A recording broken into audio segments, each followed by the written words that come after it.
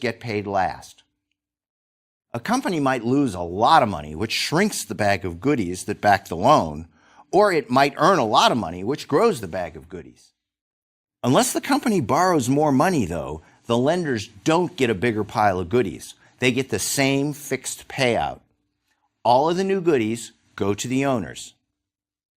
That can change the risk that lenders face. Let's suppose that instead of lending money for 1 year, lender Lisa had bought a 5-year bond from Multimower. The terms of the bond stipulate that Lisa will receive 5% annually on her $10,000, and she'll receive her principal back when the bond matures in 5 years. What happens to Lisa if the company does really well over the first 4 years of the loan? Suppose that the company made a total profit of $100,000 over those 4 years, and business looks so good that it uses the money to buy more lawnmowers and more trucks to cash in on the opportunities. This company is a lot bigger than it was when it started out with just a lawnmower and a used truck worth a total of $20,000. But it still only owes $10,000.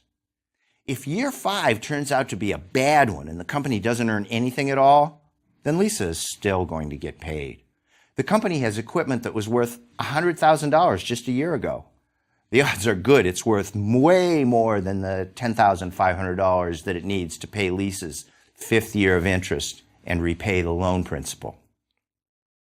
Over time, a company's debt ratio, or its total debt in proportion to its total assets, can change a lot. For example, Philip Morris had a debt-to-asset ratio of 10.7% in 2006. About $1.10 that the company had came from borrowings. By 2009, that had grown to 44.6%. The point is that the risk of a company's debt can change over time. This can happen for several reasons, but the most common one is that the company made a lot of money so that the pile of assets backing the bonds is big. Of course, it works the other way too. If a company loses money, then the assets shrink, and the odds of the company being able to repay the loan also shrink. That can lead a rating agency to downgrade the company's securities. Sometimes firms want to raise money from new investors. Cyclacel, a pharmaceutical company, announced a stock issue in 2013.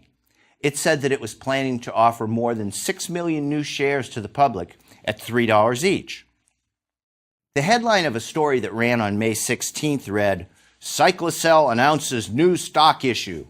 The story continued. Cyclacel is getting in gear to expand its capital base. The company is floating a new issue of common stock in an underwritten public offering. Just under 6.67 million shares of the firm will be sold at a price of $3 apiece. What's going on here? It's pretty simple, actually. If the people running a corporation want to raise extra funds, then they can have the firm issue new securities. Suppose that your good friend Carl wants to get into the lawn care business with you. You like the idea and agree to sell him 20% of the business for $50,000. Multimower issues new shares to Carl. Now the pile of goodies has an extra $50,000 in it. Some people might think that this is unambiguously great because the company you own is bigger and has more cash. The problem is that you don't own the entire company anymore. You only own part of it. The pile of assets is bigger, but the specific sharing rule has changed. Lisa, the lender, still gets paid first, and the owners still get paid last, but now there's an extra seat at the table. After Lisa gets paid, you have to share part of what's left with Carl, because he's also a common shareholder. Of course, the public companies that we deal with daily, like Microsoft and Starbucks, sell millions of shares worth hundreds of million dollars or more at a time. Multimower isn't like that. The stock that you and Carl hold is called private equity. You and co-investor Carl negotiated privately, and the general public wasn't invited. But the idea is the same. The newly issued stock represents the ownership claim on the company.